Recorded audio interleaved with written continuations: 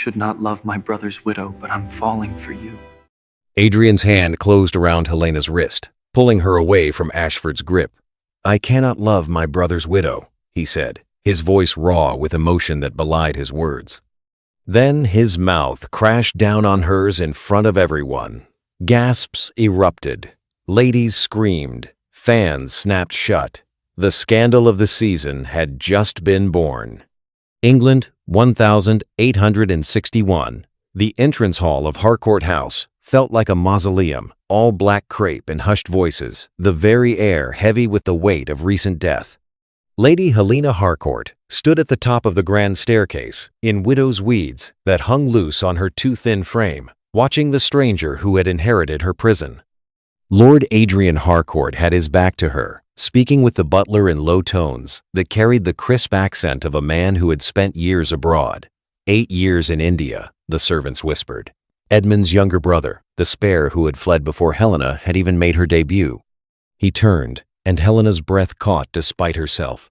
The resemblance to Edmund was there in the aristocratic features, the commanding height, the broad shoulders that filled his morning coat to perfection. But where Edmund's eyes had been cold calculation, Adrian's gray gaze held something else entirely. Intelligence, intensity, and when those eyes found her on the stairs, a flash of something that might have been concern. "Lady Helena." His voice was deeper than Edmund's, warmer somehow despite the formal greeting. He bowed with practiced grace. "Please accept my condolences on your loss." Your loss. As though she had lost anything but her jailer. Helena descended the stairs with the careful, measured steps Edmund had demanded. Never hurried, never graceless, always the perfect ornament. "Lord Harcourt, welcome home." Up close, she could see the differences more clearly. Adrian's face was sun-bronzed where Edmund's had been pale, his hands calloused from work her husband would have considered beneath him. He studied her with an attention that made her want to flee, as though he could see through the careful mask she had perfected. "The journey from Bombay was long," he said, his gaze never leaving her face. "I came as soon as I received word of my brother's accident." However, accident. Such a polite word for a drunken rage that had ended with Edmund's horse throwing him into a stone wall. "It was very sudden," Helena replied, the practiced words falling from her lips like stones. "The entire household is still in shock." "I can only imagine." Something flickered in his expression. "I trust the solicitors have been managing affairs adequately in my absence?" "I wouldn't presume to know, my lord. Such matters were never my concern."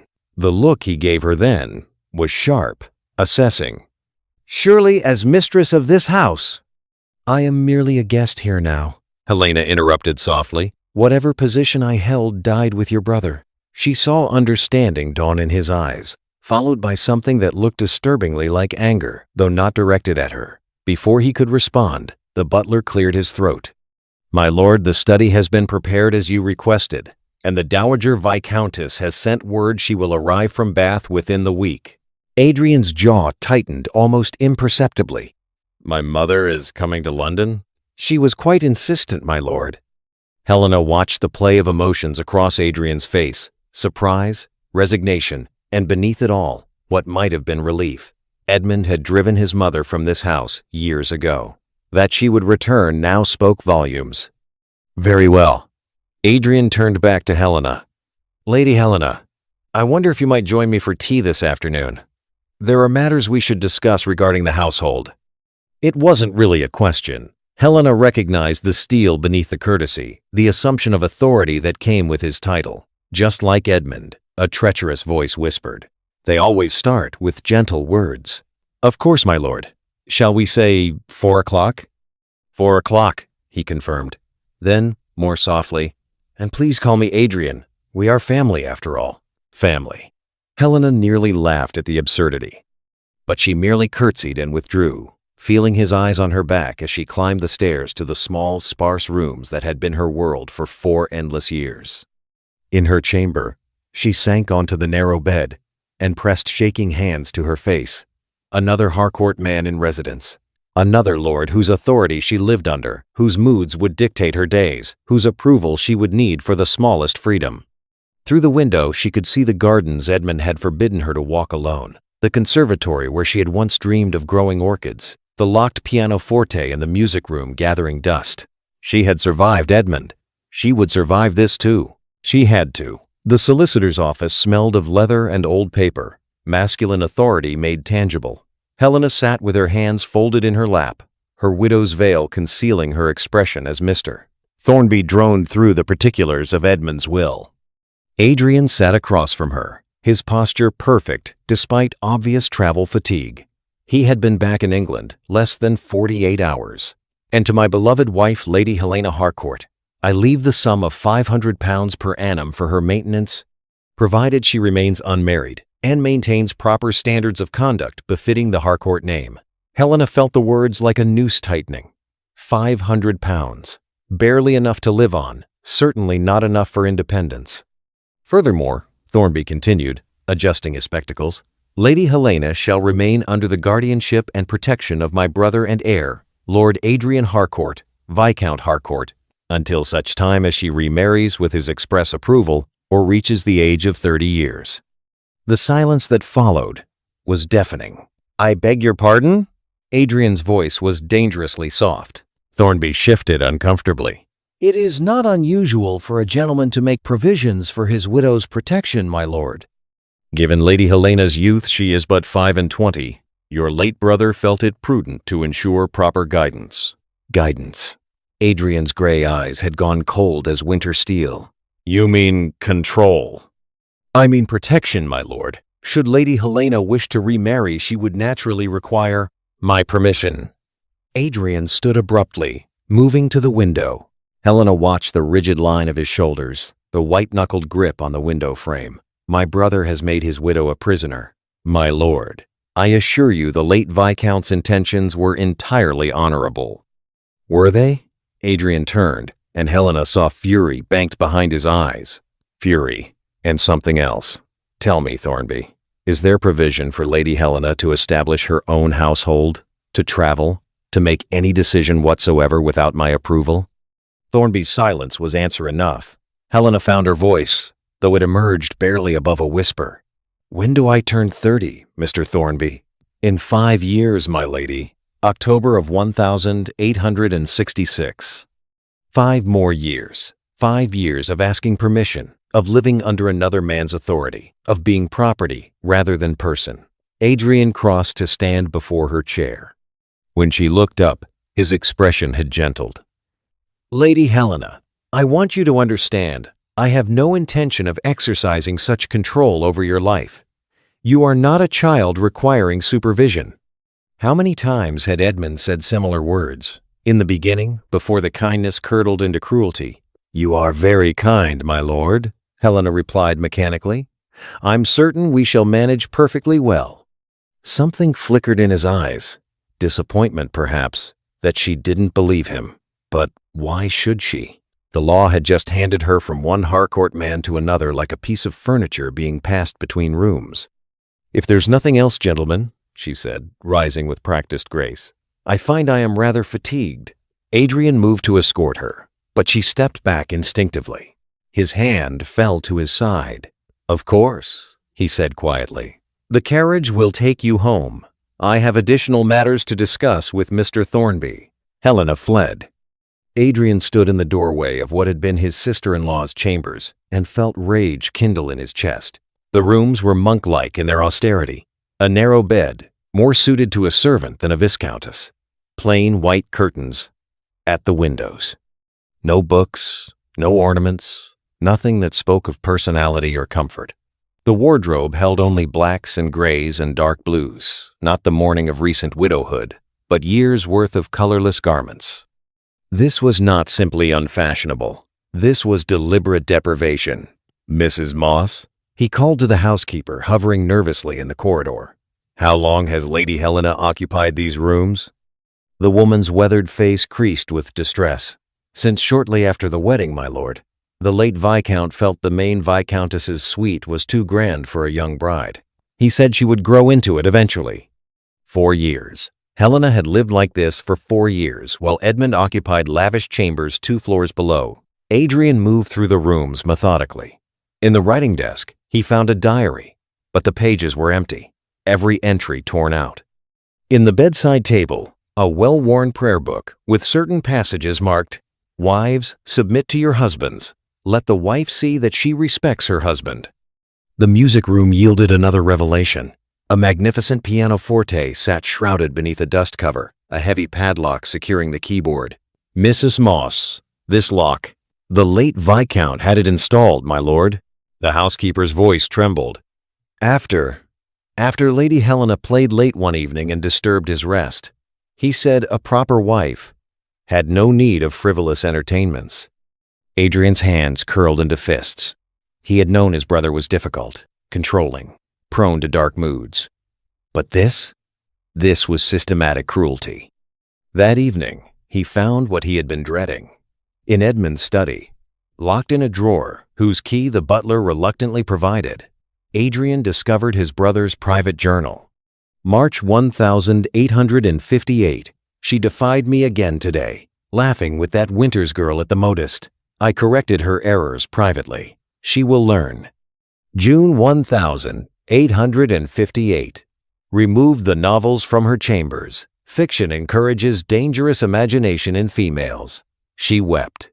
Excellent progress. December 1859. The pianoforte has been locked. She may occupy her time more productively with needlework and devotion. A wife must serve, not perform. The entries continued, each more chilling than the last. A catalogue of systematic control, disguised as husbandly guidance. Adrian read until he felt physically ill, until the words blurred before his eyes. His brother had not simply married Helena. He had set about destroying her.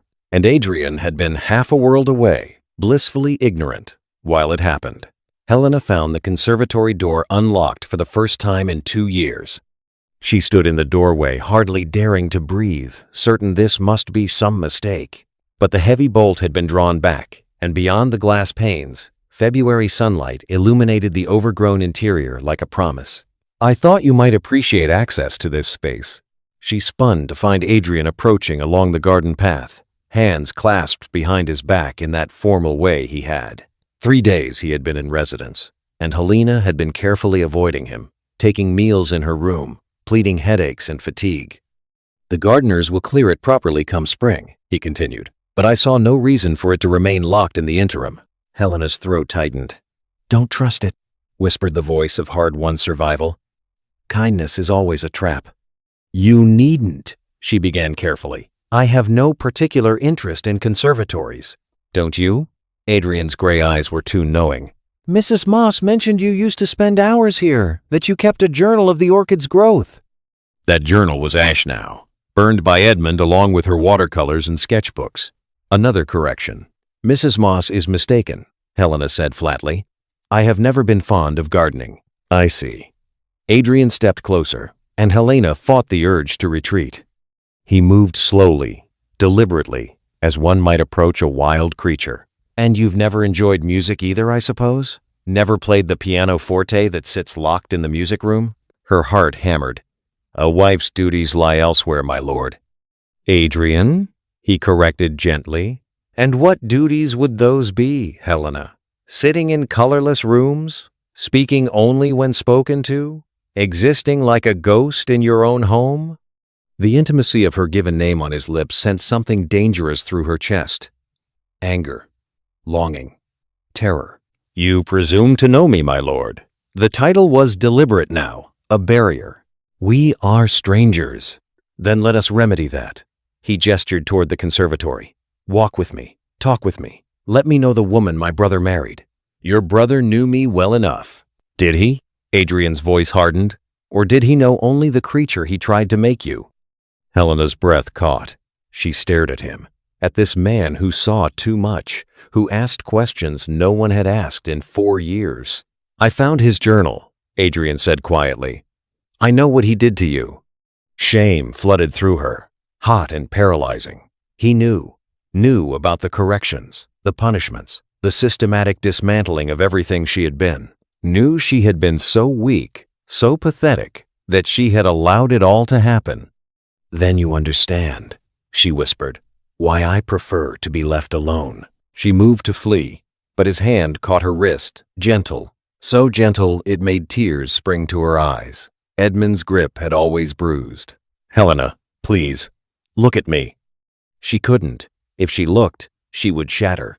"What he did to you," Adrian said, his voice rough with emotion, "was unconscionable, unforgivable.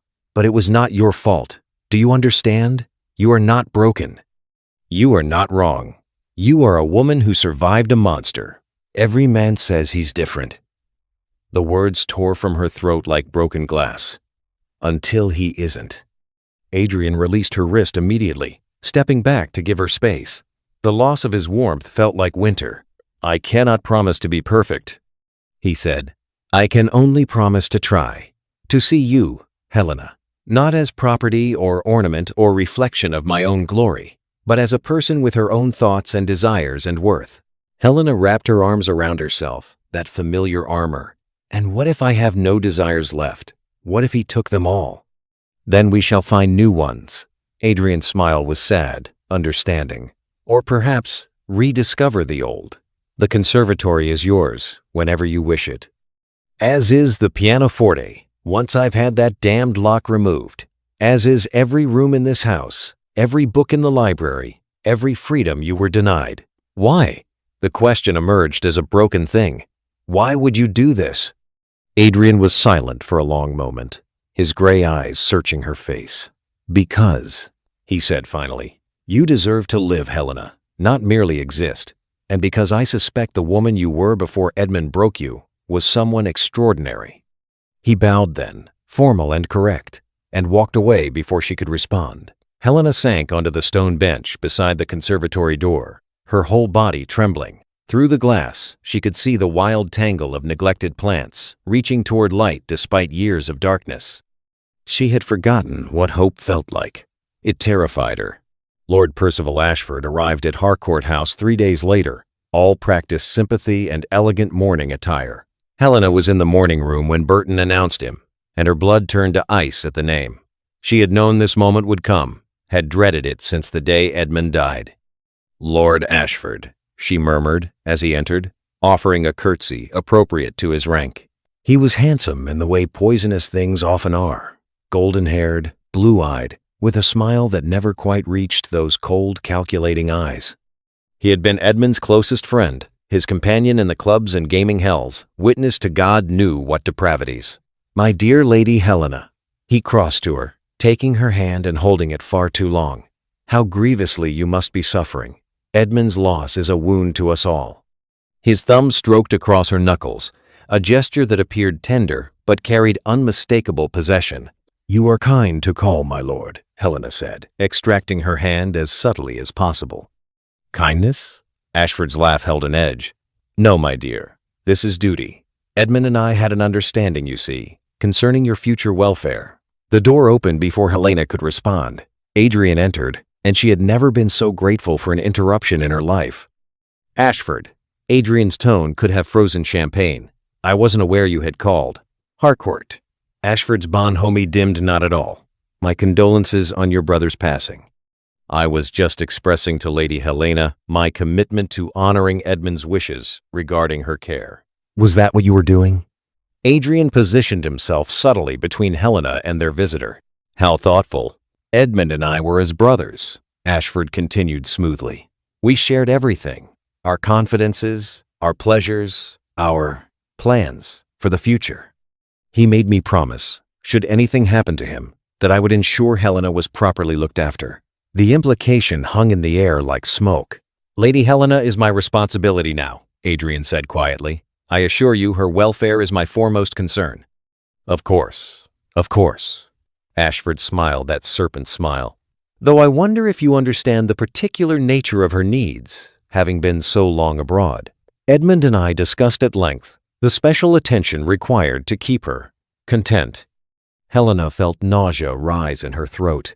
She remembered those discussions, the way Edmund and Ashford would speak about her as though she weren't present, deciding her schedule, her activities, her very thoughts.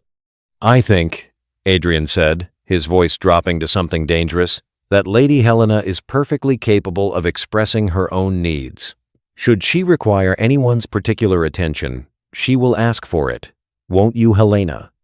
The use of her Christian name was deliberate, establishing intimacy that excluded Ashford. Helena seized it like a lifeline. "Indeed, my lord. You have been most attentive." Ashford's eyes narrowed almost imperceptibly.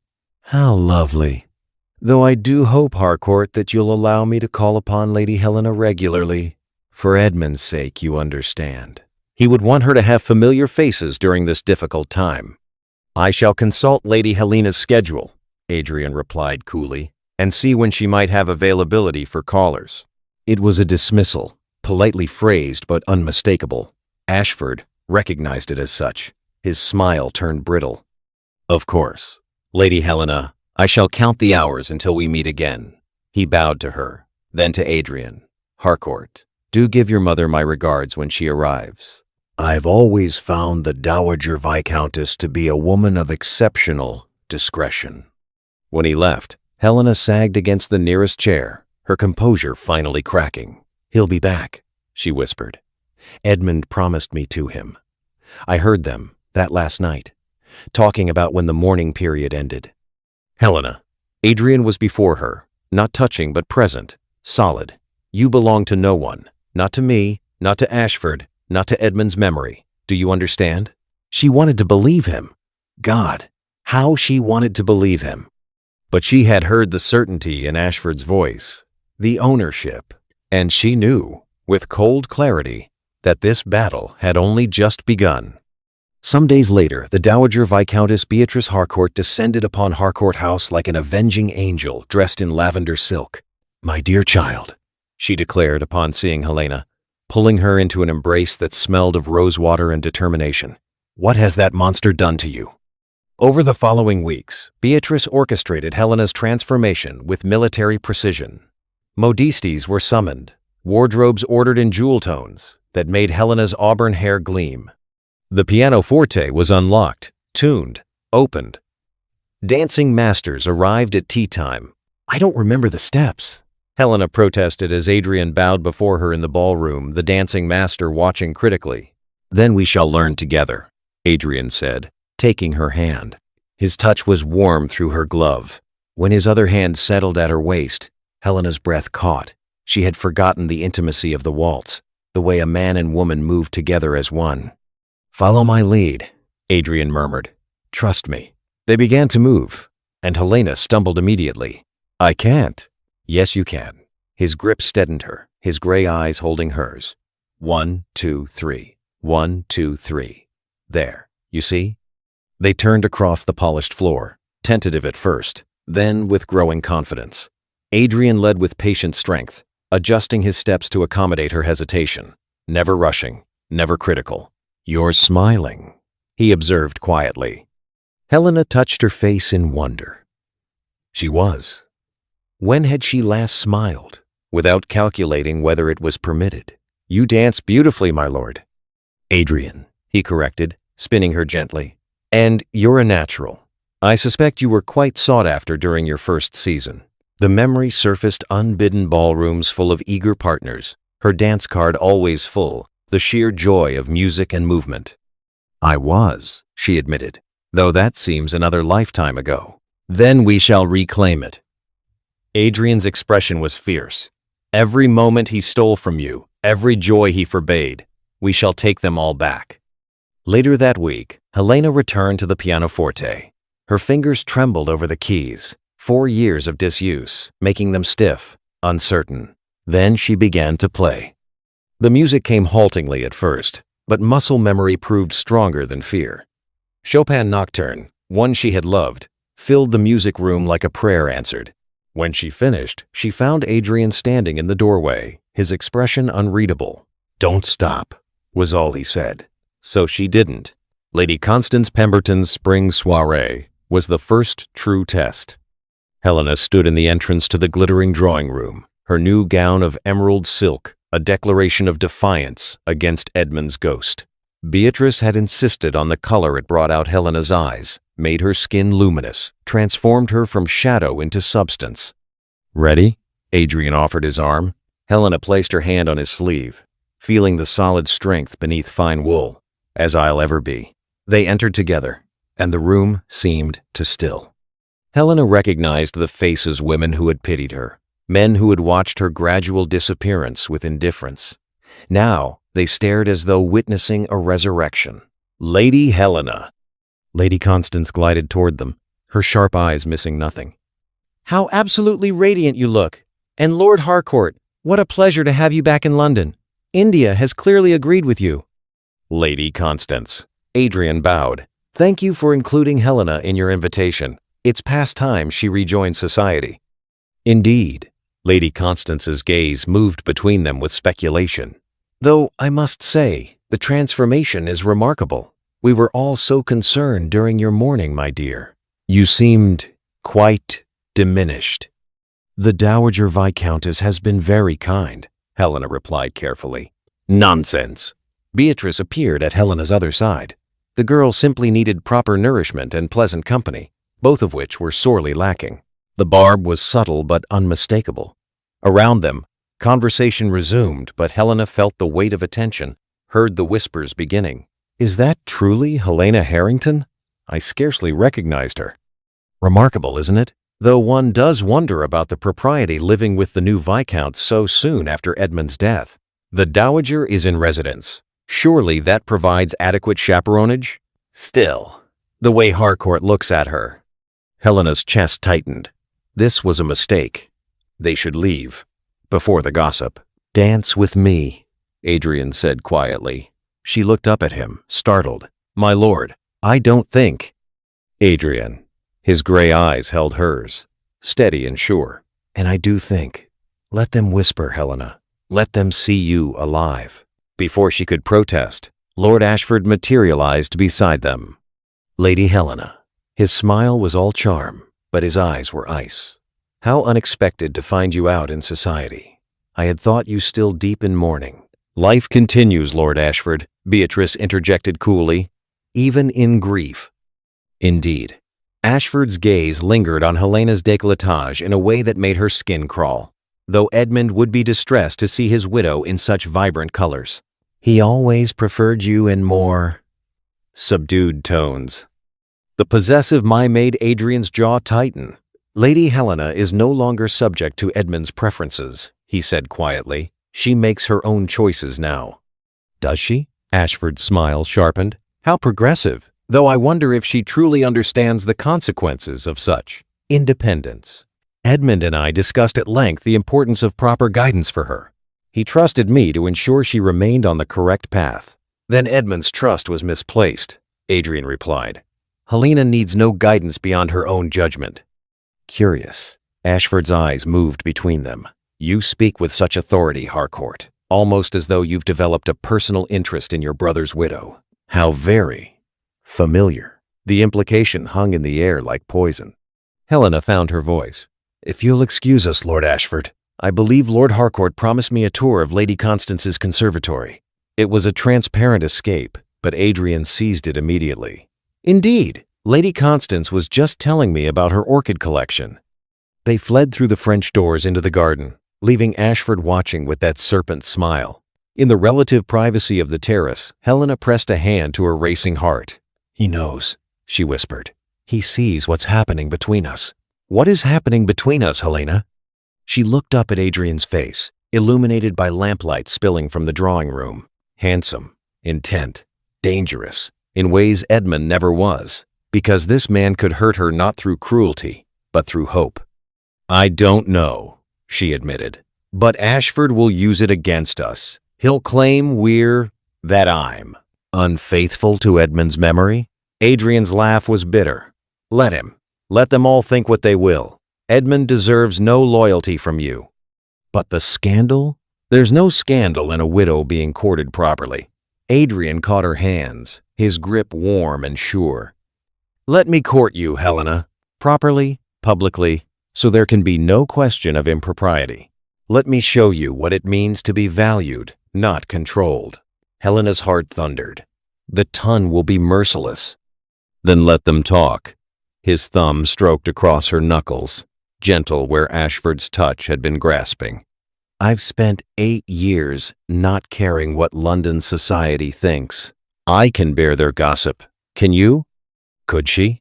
Could she step fully into the light? After years of shadows, knowing the whispers would follow, she thought of the pianoforte unlocked, the conservatory opened, the emerald silk she wore like armor. "Yes," she whispered. "Yes, I can." The Hartwell Ball 3 nights later marked their public declaration. Helena entered on Adrian's arm, wearing midnight blue silk that made her skin luminous. Beatrice followed close behind, a chaperone beyond reproach.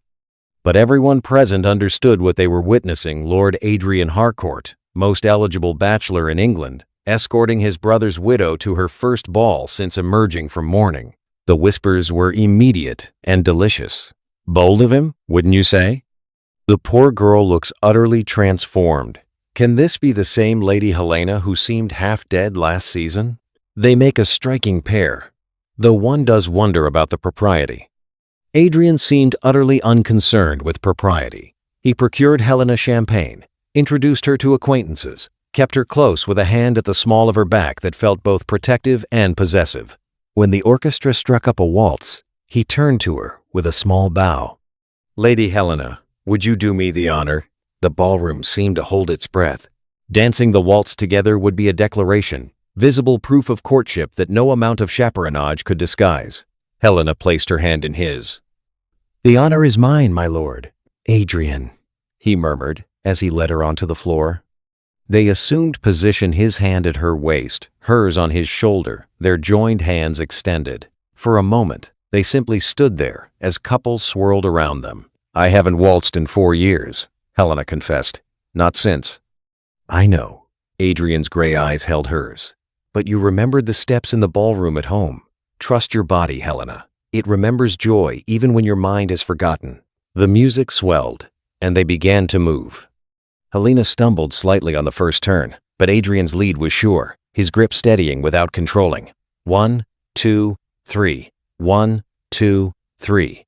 The rhythm pulsed through her, familiar as breathing. "There," Adrian said softly. "You see, you haven't forgotten." They turned across the polished floor, and Helena felt something crack open in her chest. This was what she had lost: the sheer physical pleasure of movement, of music, of being held by a man who guided rather than commanded. "You're smiling again," Adrian observed. "You make me smile." The words emerged before Helena could stop them, too honest, too revealing.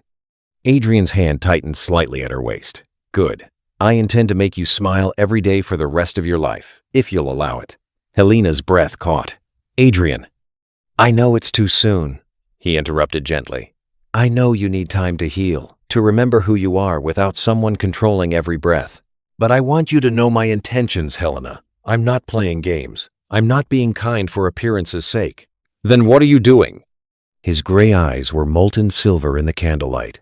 "Falling in love with you, helplessly, foolishly, despite every reason it's inappropriate. And I hope you might be feeling the same."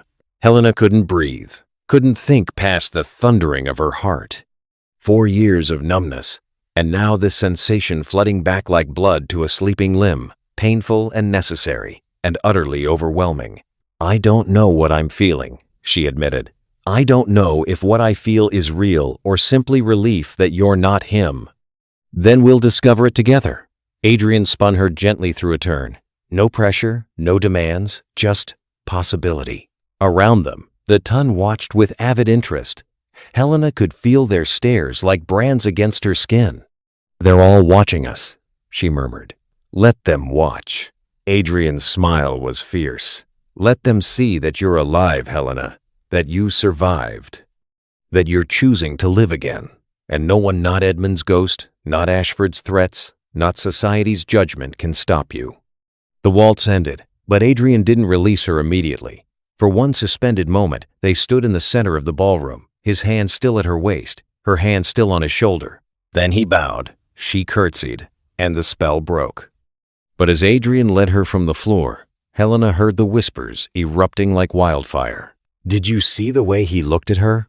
Utterly scandalous. The man is courting his brother's widow. Can you blame him? She's absolutely radiant tonight. Mark my words, there will be a proposal before season's end." Lady Constance appeared at Helena's elbow, her sharp eyes dancing with amusement. "Well, my dear," she murmured, you've just become the most talked-about woman in London. I do hope you're prepared for the scrutiny." Helena lifted her chin, feeling courage she had thought Edmund killed. "Let them talk, Lady Constance. I'm done living in shadows to please other people."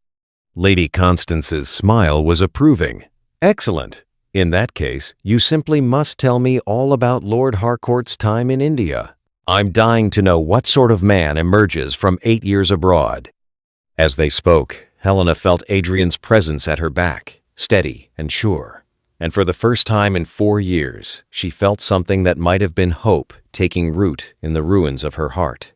London had never seen anything quite like it.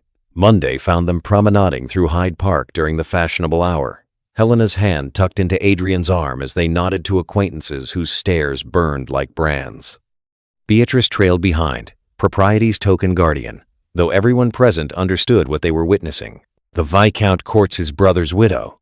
Can you imagine? She looks utterly transformed. Is this the same Helena who seemed half dead last season? The whispers followed them like a delicious wake, and Adrian seemed utterly unconcerned. He adjusted Helena's parasol against the spring sun, laughed at her observations about Lady Hartwell's ridiculous hat, kept his hand at the small of her back with casual possessiveness that made tongues wag faster. Tuesday evening brought the opera Verdi's La Traviata, appropriately dramatic. Adrian secured a box, and Helena found herself acutely aware of his proximity in the semi-darkness.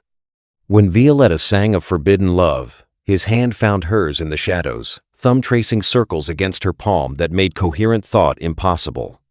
Wednesday's musicale at Lady Pemberton's required Helena to perform. She played Chopin, poured 4 years of silence into music, and when she finished, the room erupted in applause. Adrian's eyes held pride so fierce it made her chest ache. Thursday brought Lord Ashford to call 3 times Helena was unavailable, a transparent dodge that fooled no one. Friday found them at the Hartwell ball, waltzing again, while society watched with bated breath. This time Helena didn't stumble. This time she laughed as Adrian spun her through turns, her emerald gown swirling around her like water, her face alive with joy the ton hadn't seen in 4 years. "You're creating quite the scandal, my lord," she murmured as they danced. "Good," Adrian replied, his gray eyes molten silver. "Let them talk. Let them see you happy. That's all that matters." By week's end, the ton spoke of nothing else. The Viscount and his brother's widow, the forbidden romance unfolding before their eyes. Some condemned it as improper, unseemly, too soon. Others called it the love story of the season. Helena found she cared less with each passing day what anyone thought. She was alive again. That was miracle enough. The library had become their sanctuary, a place where the world's judgment couldn't reach. Helena discovered this late one evening when nightmares drove her from bed, and she found Adrian still awake, reading by lamplight in the massive leather chair near the fireplace. "Can't sleep either?" he asked, setting aside his book. She shook her head, drawing her wrapper closer. "Every time I close my eyes, I see Edmund." Adrian's expression darkened. "Come here." She settled into the chair opposite his, and for a long moment they sat in companionable silence, the fire crackling between them. "I brought you something." Adrian rose to retrieve a stack of books from his desk. Edmund's library contained nothing but sermons and agricultural treatises. "I thought you might enjoy these." Helena examined the titles with wonder. Novels by the Bronte sisters, poetry by Barrett Browning, essays by Mary Wollstonecraft. "These are forbidden," she whispered. "Precisely why you should read them." Adrian's smile was gentle. "Fill your mind with ideas and questions. Become the woman you were meant to be." She traced the spine of Jane Eyre with reverent fingers. "I used to love novels. Before my brother decided women shouldn't have thoughts of their own." Adrian knelt beside her chair so their eyes were level. "Read them, Helena. Reclaim every joy he stole." Her hand moved of its own accord, touching his face. Adrian's eyes closed at the contact, his breath catching. "Why are you doing this?" she whispered. "Because when I look at you, I see someone extraordinary fighting to break free." His hand covered hers, pressing her palm to his cheek. "And I want to help, not because you need rescuing, but because everyone deserves someone in their corner. I'm broken."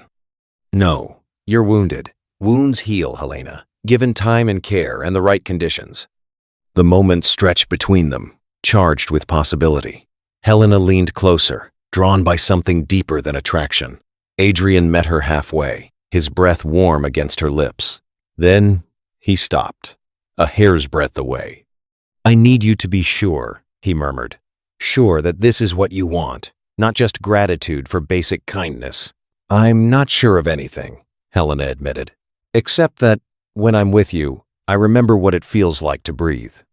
The following afternoon, they walked to the garden folly overlooking the ornamental pond. Helena retrieved her old sketchbook from its hiding place, paging through watercolors of flowers, charcoal studies she'd forgotten existed. You're talented, Adrian said, examining them carefully. These are beautiful. Edmund said I had no skill worth developing. Helena's voice was quiet. Tore up what I was working on, forbade me to waste time on such nonsense. Then we'll go to Ackerman's tomorrow and buy proper supplies. Adrian's smile was fierce. You can spend the summer relearning. Your choice. Your choice. Those words kept unlocking things inside Helena, kept showing her the bars of cages she hadn't known she was still in.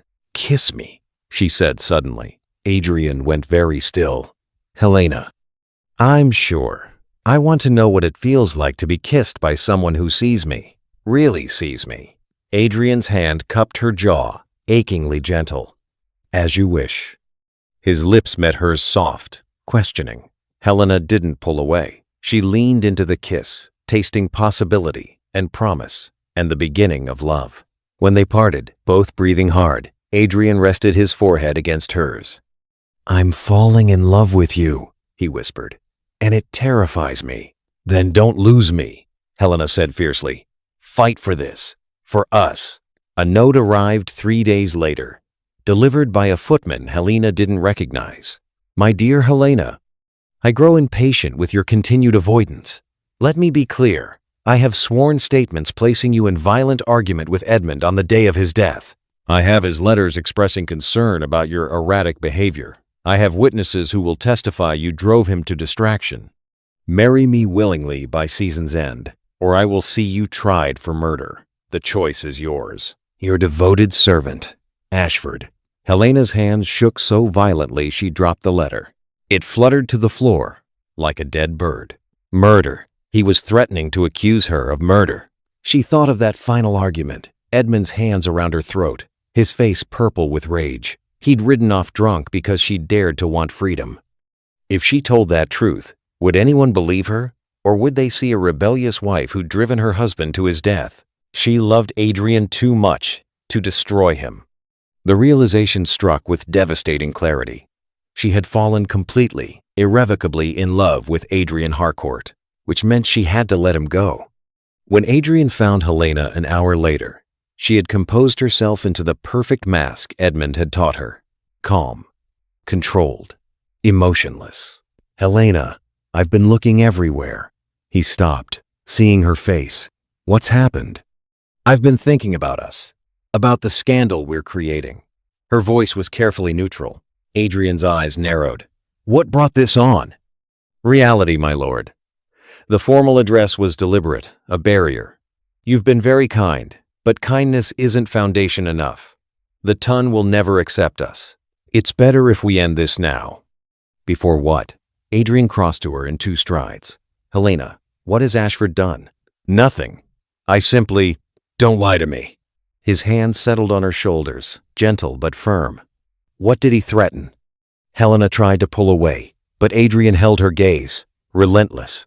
He has witnesses, she whispered finally. Servants who will testify I drove Edmund to his death. He's threatening to have me tried for murder if I don't marry him. Adrian's expression turned thunderous. That's absurd. No court would. Wouldn't they?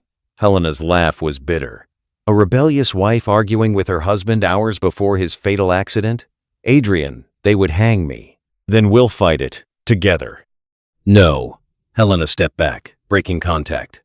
I won't let you destroy your life defending mine. You deserve better than a murderess for a wife. You're not a murderess. Adrian's voice rose.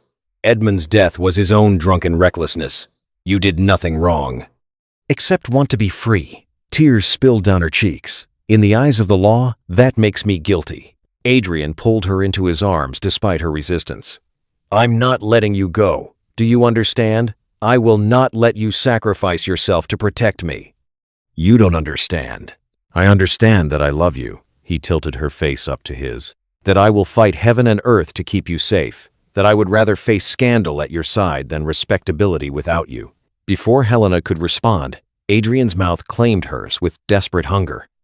This wasn't the gentle question of their first kiss. This was possession, promise, a man staking his claim despite every rule of propriety. Helena's world exploded into sensation, his hands in her hair, his body pressed against hers, his tongue exploring her mouth with an intimacy that made her knees weak.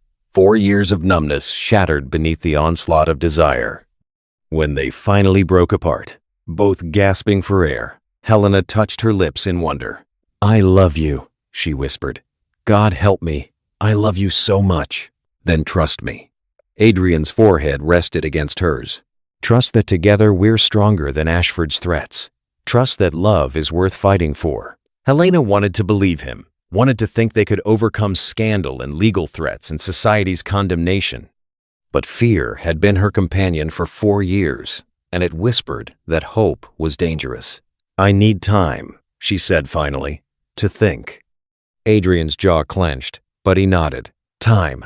But Helena, don't shut me out. Whatever you decide, let me be part of it. She couldn't promise that. Couldn't promise anything beyond this moment. So she fled to her rooms and wept, torn between love and terror, between hope and self-preservation. And in the morning, she would make her choice. She's planning to run. Adrian stood in his mother's sitting room, Beatrice and Lady Constance both regarding him with knowing eyes. Of course she is, Lady Constance said calmly. Ashford has terrified her. She thinks she's protecting you by disappearing. I won't let her. Adrian's hands clenched into fists. I'm going to marry her. Scandal be damned. Beatrice exchanged a glance with Lady Constance. Darling, you understand what you're proposing? The ton will be merciless. Your reputation, your standing. I don't care. Adrian cut her off. I spent 8 years in India being the dutiful son, the honorable spare who stayed away because Edmund demanded it. I've lived my entire life by society's rules, and what has it brought me? Loneliness, isolation, a title I never wanted, and a house full of ghosts. He began to pace, energy crackling through him like lightning. Helena makes me feel alive. She makes me want things I'd convinced myself were weakness, love, partnership, joy. And I will not let Ashford or society or fear take that away from either of us. Brave words, Lady Constance observed. But Ashford's threats are serious. If he accuses her publicly of driving Edmund to his death, then I'll expose Edmund for what he truly was. Adrian's voice was steel. I have his journals documenting every cruelty. I have servants willing to testify. I'll destroy my own brother's reputation if that's what it takes to keep Helena safe. Beatrice's eyes filled with tears. You really love her. Desperately. Completely. Beyond all reason. Adrian stopped pacing to face them both. I need your help. Lady Constance, you hold more power in society than half the peers in Parliament. If you support us. If I support you, it gives others permission to do the same. Lady Constance finished thoughtfully. But Adrian, understand this will still create an enormous scandal. Some doors will close permanently. Let them close. I'll build new doors. Lady Constance smiled slowly. You know, I've always preferred a good love story to propriety. Very well, Lord Harcourt. I'll help you, but we'll need to be strategic. What do you propose? My annual spring ball is in 2 weeks. I'll invite everyone who matters. You'll make a grand gesture so spectacular that Ashford's accusations will seem petty and cruel by comparison. Her eyes gleamed with mischief. You'll claim Helena publicly, scandal be damned, and I'll ensure society sees it as romance rather than impropriety. Beatrice leaned forward. And how exactly will this work? Leave that to me, Lady Constance said mysteriously. But Adrian, you must be prepared. Once you do this, there's no going back. Are you willing to risk everything? Adrian thought of Helena's smile. Her laugh, the way she came alive when she played the pianoforte. Yes, he said firmly. "I'm willing to risk everything." "Excellent," Lady Constance declared. "Then we have a scandal to orchestrate." The invitation to Lady Constance Pemberton's annual spring ball arrived the next morning, delivered with unusual ceremony to every notable household in London. Helena stared at the gilt-edged card with mounting dread. She had been planning her escape to Derbyshire, had already packed her few belongings, but this invitation felt like a summons she couldn't ignore. "You're going," Beatrice said firmly, appearing in Helena's doorway. "And before you argue, understand that Ashford has already accepted. He's been telling anyone who will listen that he plans to propose to you that evening." Helena's blood ran cold. He wouldn't dare. "He would and he will." Beatrice crossed to take Helena's hands. "My dear, hiding won't make him go away. You'll have to face him eventually. Better to do it surrounded by witnesses than alone in some country estate. But the scandal is already happening." Beatrice's expression was kind but implacable. "All of London talks of you and Adrian, of Ashford's insinuations, of Edmund's death. The question is, will you let them write your story, or will you reclaim your own narrative?" Helena thought of Adrian's kiss, of his declaration that he'd fight heaven and earth for her. She had spent 4 years being controlled by Edmund's narrative, broken by his version of who she should be. Was she brave enough now to write her own ending? "I'll need a gown," she said quietly. Beatrice's smile was triumphant. "Already ordered. Midnight blue silk that will make you look like a goddess." The next 2 weeks passed in a blur of preparation. The gown arrived stunning, daring, nothing like the subdued colors Edmund had demanded. Helena stood before the mirror in her chambers and barely recognized herself. She looked alive, powerful, free. On the evening of the ball, as her maid arranged her hair in intricate curls, Helena received a note in Adrian's bold handwriting. "Trust me. Whatever happens tonight, trust that I love you, that I choose you, that I will never let you face anything alone again. Yours, Adrian." Helena pressed the note to her heart, feeling courage kindle in her chest. She didn't know what Adrian had planned, didn't know how this evening would end, but for the first time in 4 years, she was ready to fight for her own happiness, even if it meant creating the scandal of the century. Lady Constance Pemberton's ballroom glittered like a jewel box. 300 members of London's highest society swirling beneath crystal chandeliers. Helena stood near a marble column in midnight blue silk, her auburn hair gleaming like fire in the candlelight, acutely aware of every stare. "Lady Helena." Lord Ashford materialized beside her, resplendent in evening clothes, his smile sharp as a blade. "How radiant you look, almost as though you're not in mourning at all." "I've observed the proper period," Helena replied coolly. "Have you?" His hand closed around her wrist, just shy of painful. "Then you'll have no objection to dancing with me. I believe we have much to discuss." Before Helena could refuse, Ashford was leading her onto the floor as the orchestra struck up a waltz. His grip was possessive, controlling, achingly familiar. "You've been avoiding me," Ashford murmured as they began to move. "That ends tonight. I'm proposing to you publicly, Helena. You'll accept, or I'll tell everyone here exactly what happened the day Edmund died, how you drove him to his death with your defiance, how you're a murderess, masquerading as a grieving widow." Helena's heart hammered with terror. Then she saw Adrian across the ballroom, his gray eyes locked on hers with fierce promise. The music stopped. Not faltered, stopped entirely, as every head turned toward the figure striding across the polished floor with singular purpose. Lord Adrian Harcourt moved through the parted crowd like divine judgment made flesh, his gray eyes blazing with something that made Helena's heart soar despite her fear. He reached them, extended his hand. "Release her, Ashford. She is my—" Adrian pulled Helena from Ashford's arms with effortless strength. The ballroom held its collective breath as he cupped her face with both hands, his touch achingly gentle despite the fury in his eyes. "I cannot love my brother's widow," he whispered, his voice raw with anguish. Helena's world tilted. He was ending this, choosing duty over desire, propriety over passion.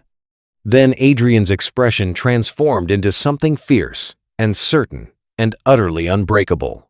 "I cannot love my brother's widow," he said louder, addressing the entire ballroom. Because she was never truly his. Edmund married a woman and tried to break her into submission. But you, Helena, you were never his to break.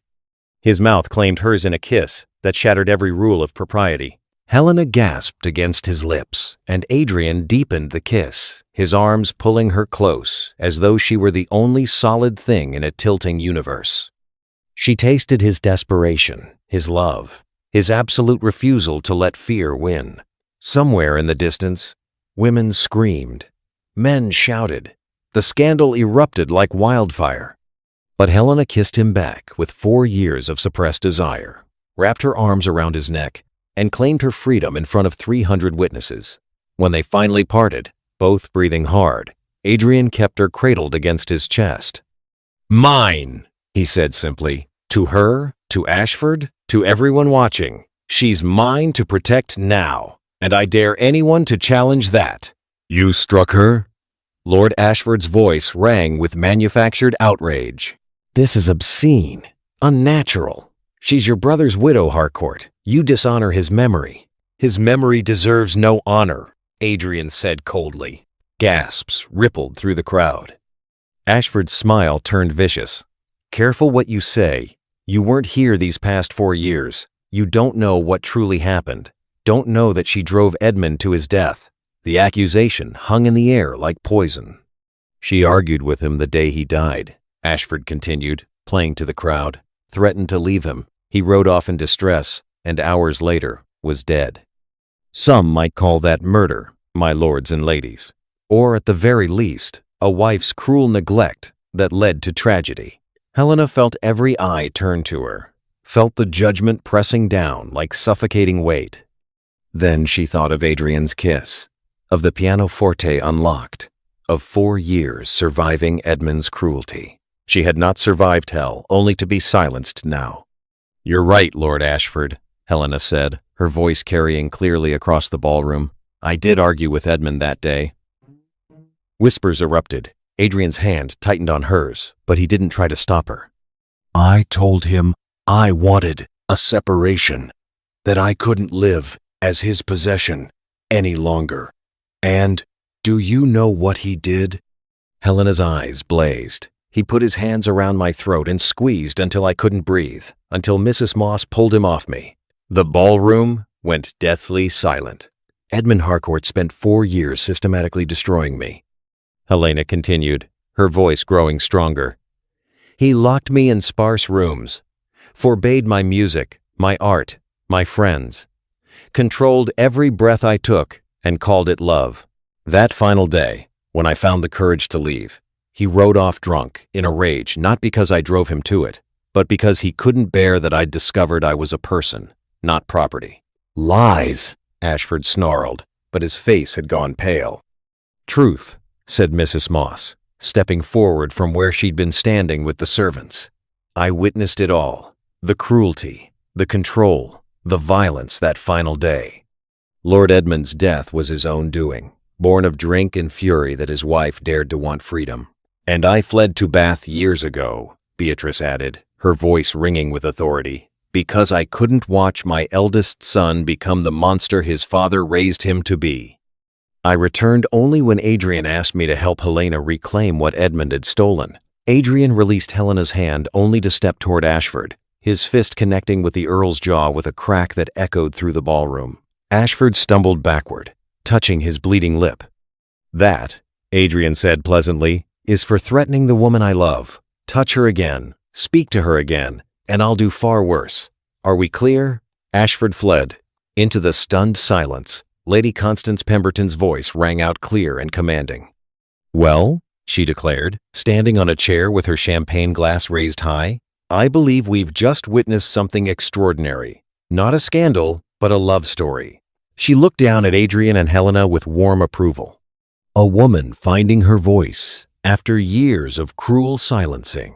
A man choosing honor over convention by protecting what he loves. 2 people brave enough to claim happiness despite society's judgment." Lady Constance smiled.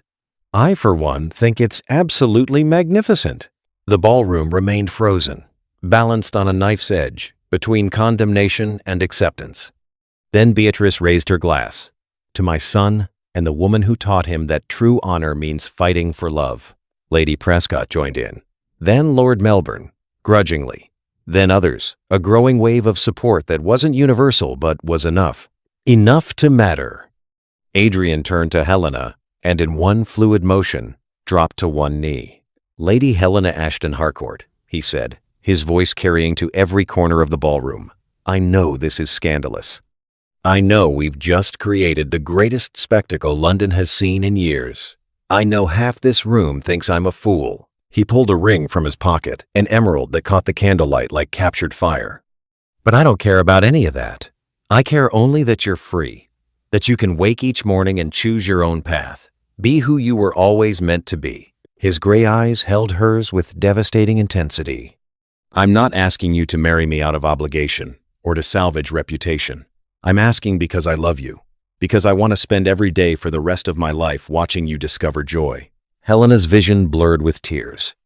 Marry me, Adrian said simply. Not because you have to. Marry me because you want to, because you love me too, because you're brave enough to choose happiness. Helena looked at this extraordinary man kneeling before her, risking everything for her freedom. Yes, she whispered. Then louder. Yes, Adrian Harcourt, I'll marry you. Because I love you desperately. Because you taught me that love doesn't have to hurt. Because I choose happiness. I choose you. Adrian slid the emerald onto her finger with shaking hands, then stood and pulled her into his arms as the ballroom erupted in applause. The scandal sheets the next morning were predictably dramatic. Viscount claims brother's widow in shocking display. Lord Ashford exposed as conspirator in late Harcourt's cruelty. Love triumphs over propriety at Pemberton Ball. But beneath the sensational headlines, the tone had shifted. Lady Constance's endorsement carried weight, and her version of events, romantic love overcoming past tragedy, began to supplant Ashford's poisonous accusations. By afternoon, calling cards arrived from Lady Constance first, then others of her set. The ton was divided, certainly, but the division fell along predictable lines. Those who valued love over convention supported them, and that was enough. St. George's Church in Hanover Square had never hosted a more scandalous wedding. Helena stood in the vestibule wearing cream silk embroidered with gold, not white, which felt dishonest, but not the dark colors Edmund had preferred either. She had chosen it herself. Ready? Beatrice adjusted Helena's veil, her eyes bright with unshed tears. Terrified, Helena admitted, but ready. The organ swelled. Helena's father offered his arm, and together they walked down the aisle. The church was packed, some there to support, some to witness the spectacle. Helena lifted her chin and ignored them all. Because at the altar stood Adrian, devastatingly handsome in dove gray, his gray eyes fixed on her with such love that Helena's breath caught. When she reached him, her father placed her hand in Adrian's, and the world narrowed to just them. Do you, Adrian Charles Harcourt, take this woman to be your lawfully wedded wife? I do. No hesitation. Pure certainty. And do you, Helena Margaret Ashton, take this man to be your lawfully wedded husband? Helena thought of Edmund, who had asked the same question and then spent years destroying her. She looked at Adrian, who had kept every promise he'd made. I do, she said clearly. Then by the power vested in me, I now pronounce you husband and wife. You may kiss your bride. Adrian pulled her close, his hands framing her face as though she were something precious. Hello, wife, he murmured. Hello, husband. Then he kissed her, sweet and thorough, claiming her before God and society and everyone who had ever doubted them. The church erupted in applause.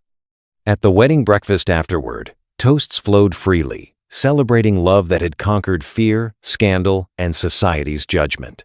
Helena had never been happier. Evening found them in the conservatory, their private sanctuary. Helena sat at the pianoforte. Adrian had moved there weeks ago, her fingers dancing over the keys in a melody she'd composed herself. Behind her, Adrian read, occasionally glancing up to watch her work with fond amusement. You're staring, Helena said without stopping. Am I? Adrian set his book aside. Can you blame me? My wife is extraordinarily beautiful when she's playing.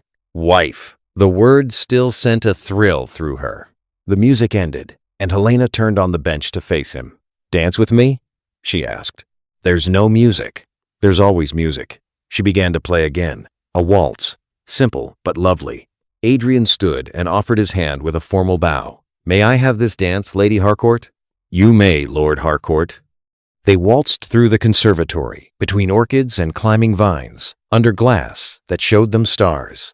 Adrian led with perfect confidence. Helena followed with perfect trust, and together they created something neither had known was possible. Freedom, partnership, love without condition or control. Outside, London slept. Inside, two people who had survived hell chose heaven instead, and lived happily ever after. Helena's journey teaches us that survival is not the same as living. For 4 years, she endured Edmund's cruelty by becoming small, silent, invisible, but true freedom only came when she found her voice and chose to fight for her own happiness. Adrian shows us that real strength isn't following society's rules blindly. It's having the courage to break them for what truly matters. He risked scandal, reputation, and social standing because love was worth more than approval. Together, they prove that healing is possible, that past trauma doesn't define your future, and that choosing yourself isn't selfish, it's necessary. The most powerful moment? When Helena stopped running from fear and started running toward love. That's when everything changed. Your turn. If this story moved you, smash that like button and subscribe for weekly historical romances that will make your heart race. Drop a comment telling me, which scene was your favorite? Where are you watching from? I love seeing our global romance community.